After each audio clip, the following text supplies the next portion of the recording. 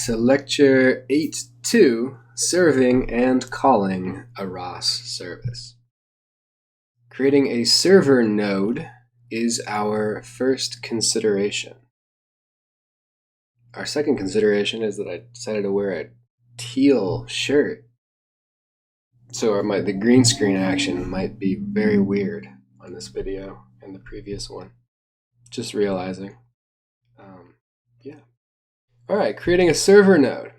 Here are some key aspects of a ROS.py server listed below as instructions for creating such a node. 1. Import the service type, we made one in the last lecture, and its response function. So this is a line of Python code that would appear in a server node .py file. So from the package we created, so my services in this case, .serve, import the service type, which in our example is wordcount, and then the service type again, wordcount, and then the rest of the same word is response.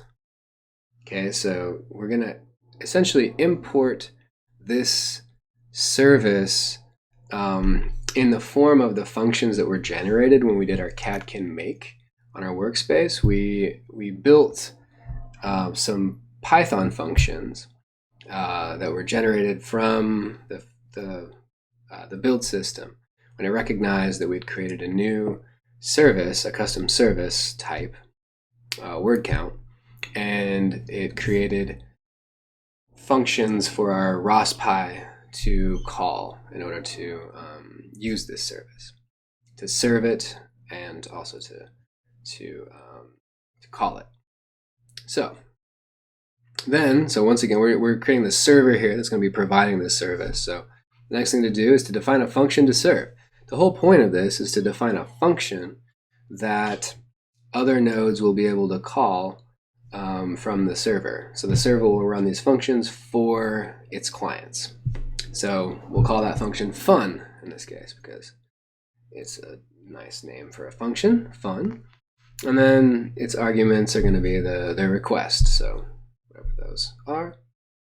And then register a service. So we have to register this. The network, the ROS system, needs to become aware, the ROS graph, the whole ROS system, needs to become aware of the fact that we have a service that's being served by this server node. So that's what we do with this ROS.py.service call. We give it the server name, the service name, the service type, and then the function handle. So it would be fun in this definition, in this example. And then we wait for service requests. So if we just spin ROS.py.spin, it'll just keep open the node waiting for service requests. The service function can return, so this is when we do our step 2 above here, def fun. So when we actually define something below that, what it does, it can return in sort of 4 different ways. So the first way it can return is it can return a server type response object, and it would do that by saying return and then server type. So in this case, like in our example, word count, response, value 1, value 2, etc. So these would be the things that would be defined under the output in our service definition. So in our case, we only have one thing that it returns, and it's just going to be a 32-bit integer, uint32. So that's all it would be there. So that's one way to do it. Another way to do it is to return a single value. So matching a single service output type. So if we only have one service output type, we could just return that value. So in our case, we just return an integer, and we'd be good to go. We don't have to actually wrap it in this service type response constructor.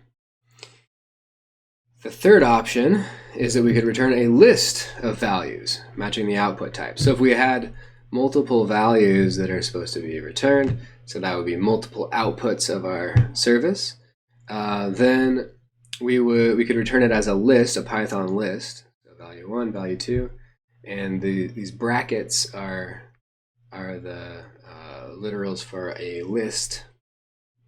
And our last option is we'd return a dictionary. So in Python, that's a dict type, a dictionary of values matching the output names and types. So our single return in our word count is called count, right? So we could return, this is braces here, count colon and then 14 or whatever, some integer, and we could return that as well. So those are the options we have as a return for our our function that we're serving up here. So let's actually do this example server node. Let's implement our new service word count created in lecture 8.1. We need a server node to do so. So we create a Python node file, my services source service server. So this is going to be our server node. Change its permissions to user executable using chmod and edit it to have the same contents as Rico services source service server.py file shown in figure 8.1. So let's take a look at that. We've got our usual stuff up here, usual ROS pi, usual stuff. Here's where we imported the service into our custom service. So this is essentially calling the subdirectory srv in our Python class created when we did our catkin make, and we import word count and word count response. So this is the thing we called srv type before, a minute ago when we were talking in general. And then you see response just gets slapped onto the end of this here. They get stuck together, and this is the type of object that the function, the servicing function, can return. We've actually decided in this case not to use it to return from the function, but it's something we can do. So let's actually define that function now. So the function is going to be count words. Okay, so count words is the name of the function handle, and we're just going to take in the request, which we know is going to be a string. We're going to do a couple things to it here. So we take request. We are going to, so .words .split essentially splits it into words, an array, or a list, I should say, of words, and then splits them up and takes the length. So this will return the number of words in that. So that's what this service is doing. We give it a string. It will split the words and return a number. Of course, we have to initialize a node. Then we register our service with the service name, which is word count. The service type, which is word count, what we defined, our special service type. And then count words. So function the service provides is the count words function defined right here, count words. Great. Now we just spin and wait for the next, wait for requests. So that's pretty much that. All right. So we have a client node that we now need to make. So we have a server node, and we're going to have to make a client node now. The client node is, we're going to talk about in general how to create a client node, and then we'll talk about specifically for our case how to do a server, or sorry, a client node for the word count example. So the key elements to creating a client node are to, again, import your service type. So this, we don't actually need the response function here. And then we wait for a service. So this part right here is where you say, hey, service, I know you're, or I hope you're out there. Please let me know if you're there. And once the server node responds with, yeah, we're good to go, then the client sets up a proxy connection for communication between them. And you can do that by giving it the server name and the server type, giving that being the service proxy method of ROS-Pi. And then we can use the service. So then we can just, inside our client node, we can just call the function. So it's like we imported a function almost locally, or it appears to be a local function in our client node. But that function is actually a function that's running on the server. So an example client node, we're going to do this for a specific example now. Let's create a client for our new service, word count. We need a client node to do so. Create a Python node file, change its permissions, and add in the material here from figure 8.2, which is what the Rico services package has in it. So we see that we import the word count service type. We also imported sys, which we'll talk about in just a moment why we imported sys, but we'll be using that in a moment. Initialize a node, we'll call it the service client node, and then we wait for the service word count. Okay, so we wait to see if the word count service is available. And this will literally just wait. So we could be waiting for a long time if that server doesn't make the service available to us. So that's something that, it's asynchronous, and this could cause some issues if that service isn't functioning properly or as we expect it to. So then we set up the proxy, which has word count and of type word count, that are a custom definition. This is the name that we gave to the service in the server. Remember when we created the service server in the preceding code listing, we gave it a name which was word count. So now we're going to look up the word count service by name, and we also say it's a word count type, which capital W, word count.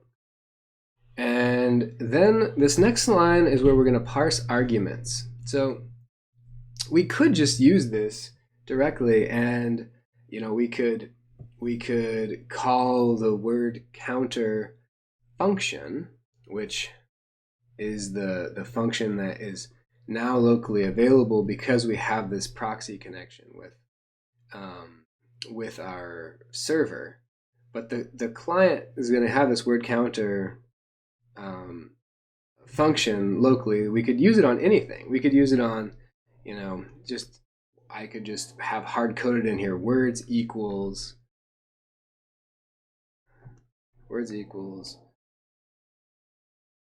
hi bye, and then I could have just said word counter on that. But we're going to take one further step here. We're going to also not just have it just do some static definition, but we're going to have it parse arguments that are passed from the command line. So this allows us to call this client node from, say, ROS run, and then give it command line arguments, give it actual words that we type out in the command line as arguments, as what will get word counted. So, and we'll do this in a minute, and we'll see how it works. But that's what this does. So the arguments here are being provided to us by the sys package. So this is why we imported the sys package up here. When you do sys.argv, and then this syntax says take the one index and then all the rest of the indices of the argv list, and which correspond to the first through the last argument provided in the command line to this function when it's called. So we're going to take that list of arguments and we're going to join them with spaces. Okay, so this line pretty much says parse in all the arguments given to this function as being one long string that is joined with spaces. Okay, so that's what this does. And so now we're going to have one string with multiple words in it, with spaces in between. We'll hand it to word counter, and word counter will run on the server node.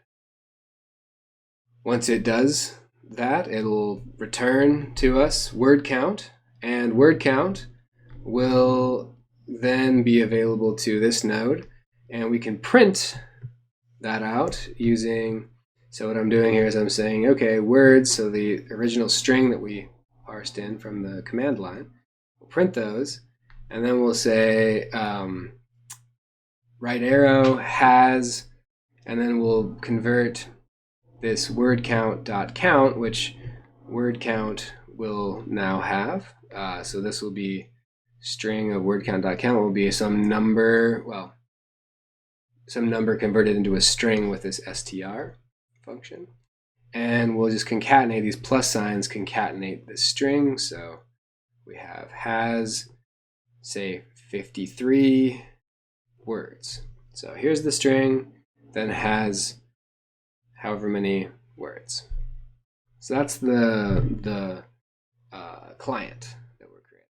We'll first create our server node, and we're down in my services, ls, and we can cd down into source if we want to.